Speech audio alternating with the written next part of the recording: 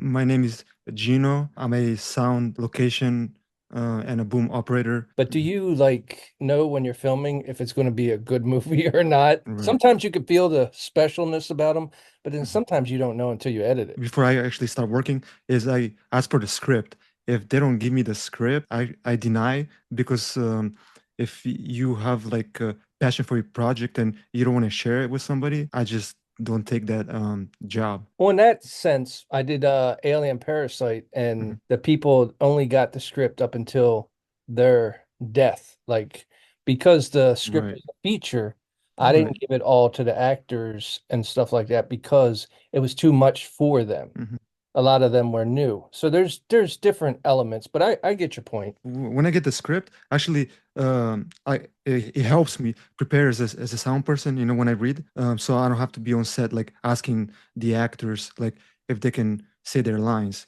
Yeah, So but you don't know that either, do you? I mean, right, like, depending on who they're hiring, they're going to have some people's going to have more trouble than others. right, So that's what I'm saying. You don't mhm, really get a sense of is it going to be good or not because right. we know from making movies that there are 1,000 things that go wrong. It's almost like Yes, problem solving. I 100% agree. If you're good at solving problems, you will be a successful filmmaker. How do you go about getting hired? Do you have a good enough reputation, or do you actually have to go out and try to find? Yeah, so the way I get hired is going to events, meeting people. The like you can be the best like camera, sound person or whatever, but if you're not known and you don't have the connections, then you will never get hired. So going to like events, um, also like advertising yourself, and like Instagram, Facebook, people look at that when they're coming to like town. They're like, oh, this guy's a sound person, and then they'll like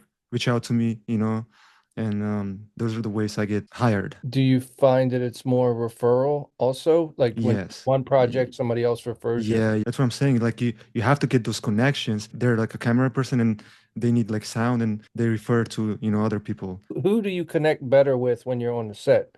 The director or the actors? I barely talk to the director. Definitely the actors. They're the people who I'm gonna be, recording.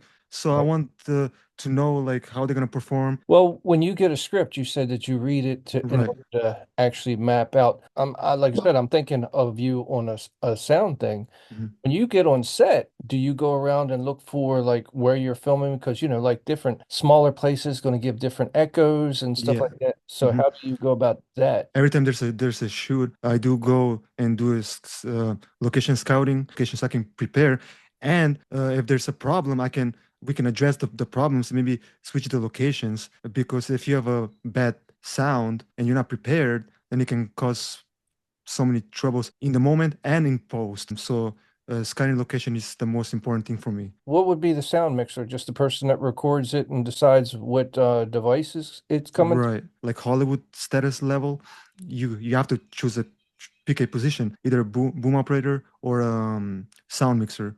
So, but I like both. I did the boom operating on an Eric Roberts movie, Miss Mhm. Castaway. I had Michael Jackson and all that, but the only reason I got it is because the sound mixer had a medical emergency. So then the boom operator went to sound mixer, and then they had to throw somebody in the cockpit, which was me. I never told anybody, and like I said, I'll never will tell anybody. But it was kind of cool because the two main actors are talking. Everybody went to lunch, and I got the mic right between them, and then they realized I was listening, and they're like, "Jimmy, Yeah, stop listening." yeah. I had those moments. Actually, a guy, we were doing an interview, and he had to go to the bathroom. I'm like, oh, hold on, I need to mute you. Yeah, Yeah, yeah, because you're taking my mic with you. yeah. How hard is it to get into your business of doing Yeah, sound? in Vegas, there's not so many sound people. There's more cinematographers, but any position in the film business, it's hard until like somebody like okay like discovers you. Then it gets easier, but in the beginning, it is a challenge. Because everybody knows there's ups and downs. Right. Are you able to make a living at this, or is this like sometimes you can, sometimes you can't? At the moment, it is difficult. If I didn't have passion, I wouldn't do it because there's so many other jobs you can make a living. But I love it. The only job I feel like you can make a living is like those like doctor or lawyer, But any job you do in the beginning, it is difficult. But the more you do it and you get discovered, then you can make a living, a good living. Is this like a stepping stone, or do you think that the sound is where you want to be, or do you eventually want to be a filmmaker? Yeah, to answer your question, I did try to be a filmmaker, like a director, and it's not for me. I love sound. Sound is like such a different like position than being a camera. It's like its own world, you know, because you can do sound for films, video games, like pretty much like anything. But before going to sound, I wanted to like do visual effects and editing. But then I discovered sound, and since then I haven't looked back. Sound will be the thing that I want to do for rest of my life. Yeah, I love it. You know, it's a Yeah. passion. Is there stressful like mess ups? I know earlier days, I Mhm. know when we used to have different mics to where like the hot lights would affect the sound. Like actually you could actually hear like the Right. lights like humming and stuff like that. Do you have little like problems that you have to solve when you're doing it? Yeah. So some of the like LED lights or some lights, they get hot.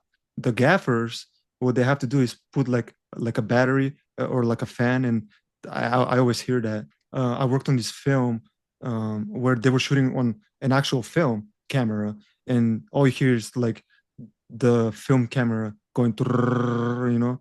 Is Mhm. that on you, or do you like say, "Hey, look, we're going to have problems here because you got a fan on the light," or do they tell you, "Well, you're the sound guy, figure it out," or is it like a work team effort? Sometimes I'll tell them if there's a solution. If not, then I have to find a solution. The most problems that I have on a set is the generator, where I have to like power like a lot of lights. So I'll tell them like, hey, like for this take, can we like cut off the generator if it's possible? And for most parts they do. But if you're like on a higher budget, what they do is they'll make like a little hole inside the like the ground, if let's say we're shooting outside, and then they put the generator like inside that hole, and that like reduces the sound. And I have like different accessories that I put on the mic, minimize the noise around the mics. Sound was really bad at one point, and we couldn't figure out why. It was actually picking up the hearing aid on the mic every time Right. that she got close, and we are like, The cell phones, they'll have like their cell phone in like their pocket. The lavs, like the transmitter and stuff, picks up interference with the phone. So I have to tell them like if they can like remove their phones, you know, put it somewhere else. you market yourself and stuff like it. Do you have like a website, or is it just when you go to conventions? I do have a website, but like I said, like I said before, I take like a lot of like pictures, you know, when I do this kind of stuff,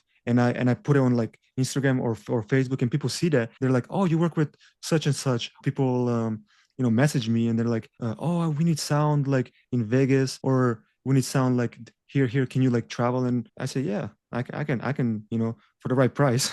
And here in Vegas, actually, they're thinking of bringing like studios, like Sony and Warner Brothers. So somebody who's living here, you know, doesn't have to go to Hollywood and work there, because Vegas is becoming entertaining, you know, city. Well, I know every now and then it kind of like moves around. Like I heard for the last couple of years, Georgia was really big. And, Right, but right. Georgia and Texas. I also heard.